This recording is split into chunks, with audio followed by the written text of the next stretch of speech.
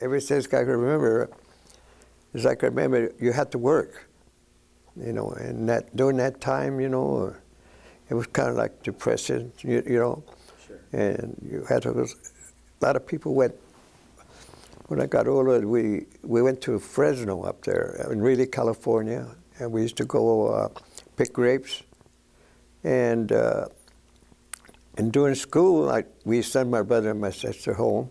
Me and Mom would stay and finish up because we got a steady job with one of the farmers there, and he really took care of us. And we had wound up being in the house and everything. So every year we went back there. So we had it hard, but good life. They send you a letter, you know, a greeting letter. You got to report for dress. Then you go and I passed everything, but they said since I was the head of the family, which I was all the time, you know, I couldn't go. But they took my brother. He was young and he went, and which he went to Italy with the 7th Air Force. Then finally they told me to report. The report to actually go into the service. And I noticed I went with a lot of friends of mine, a neighborhood there, mostly Hispanic, you know. And the sergeant there said, okay, is your name called? Some of you will go to the right, some will go to the left.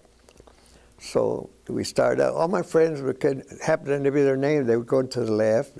Very few were going to the right. And when my name came up, they said, Mendez, go to the right.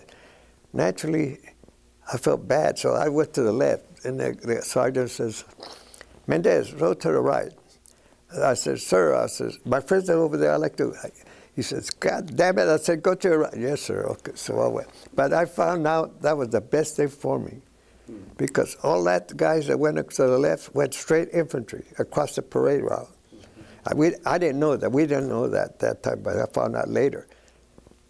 Then from then, they shipped me over to Mississippi, the same unit, Mississippi, and that's for jungle, special jungle training. That's where I found out. And the restaurants, they say, no Mexicans or dogs allowed. If you wanted something, you had to go in the bag. And that's where I really actually found out that a person coming down the street or sidewalk, you had to get off. That was a different world there. Next batch, I went to England. During the time before I went, I volunteered for the paratroopers because they were paying $50 a jump. Well, I told Mom, I'm gonna apply for this. I said, look, we get $50 a jump, and they'll help us.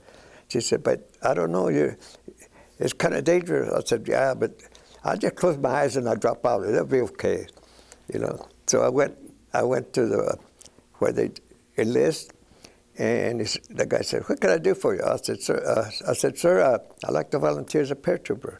He looks up and down.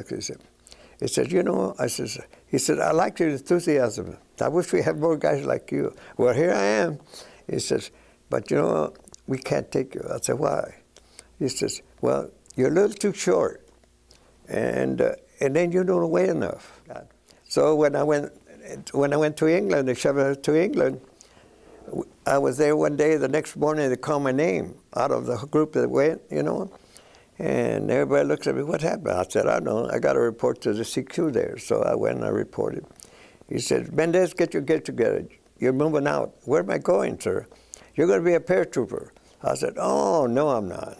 Yes, you are. It says here you volunteer for a paratrooper, you know, and he showed me the paper. Yes, I said, I volunteered, yes, in the States for $50 a jump. I said, but you know what he said? He said, I was too short and I didn't weigh enough. I'm still too short. I said, and I don't weigh enough. From England, they shoved me across, you know, when that man shoved us across. And when I landed here, they'd read your name. And I found out a division short so many in. They put their request, and as they come in, well, okay, this division did so much, your name comes up, you go that way. And my name came up, and then says, okay, Mendez, you're going to go to the 9th Infantry Division. And the guy told me, hey, that's a good outfit.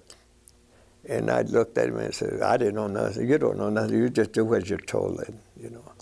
But when the Germans shell, they disrupt the communication lines, and you have to have communications in the guns, you know.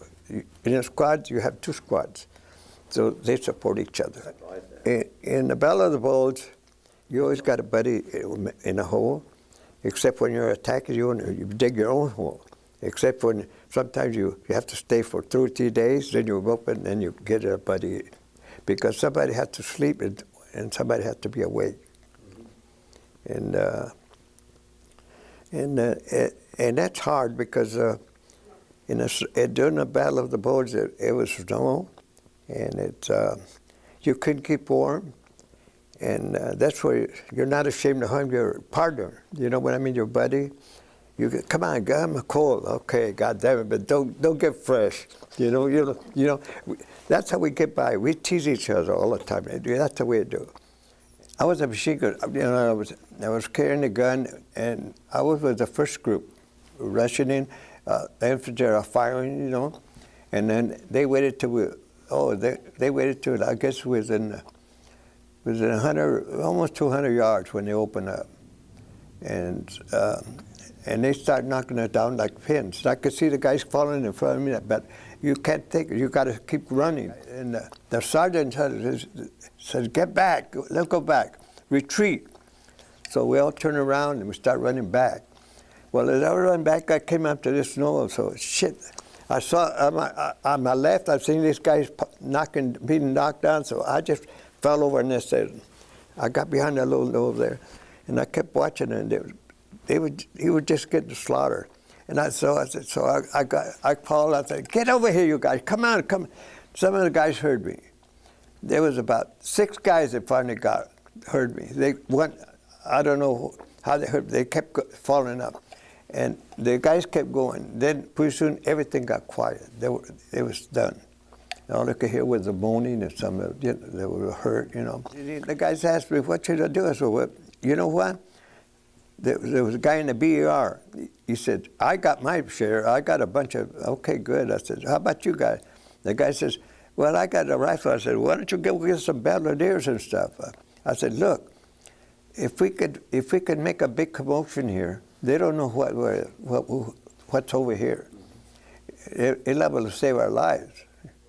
So I got the guy at the BER to be on the left flank. I said, "Look," I said, I'm not going to open up on. I'm just going to burps." I said, "Because I don't want to get off where we're out, and you're going to do the same. So they'll make us think there's 2 machine gun crews out here, and you guys in between, you do the same thing. You just open up, and you won't be able to see them anyway. They'll be coming in." And it was just before night, just good, and because over there it gets dark in the forest real quick, even if the sun's out. So we heard that, and the guy said, "Hey, they're coming." "Okay, don't just wait a few minutes when they think it's close enough." So this guy over here heard him closer, so he said, "Okay." So we opened up. There was nobody in front, but they opened up on there a little bit. So we started yelling. I remember I was really cussing them out, and then it stopped. So we stopped, and that's it, quiet. And we looked at each other, and I go. They asked me. I go to our guys. You know, I don't know nothing either. And they tried it 3 times. Then they stopped. And they're not really scared until after the firefight. Then you really get scared. Sometimes you're shaking like this. You know, you look at you, and you have to put your hand down. You know, you don't want your buddy to see that you're shaking. Some during the firefight, they just freeze, and you have to check and hit them. "Come on, wake up!" And they do, "Fire! Come on!" "I don't see anything. Fire anyway." Once they start firing, then you let them alone. Then they know what to do. This time we was attacking them, and we were running back and forth. You don't want to be straight line. You want to zigzag, and all of a sudden, like something hit you, and it hit me, and I hit the hit the ground so hard it knocked the breath out of me. I'm laying prone, you know. I'm in my breath. And again I said, hell, this is mine. So I look back there, and here's my canteen. It had a big hole. My canteen sitting like that, big hole right on this side. I got up, man. I was so happy. I jumped up and I was running. I practically almost caught up with the guys, you know. That was really something. You know, you pray every night. And I thank the Lord that was me. Thank you, Lord.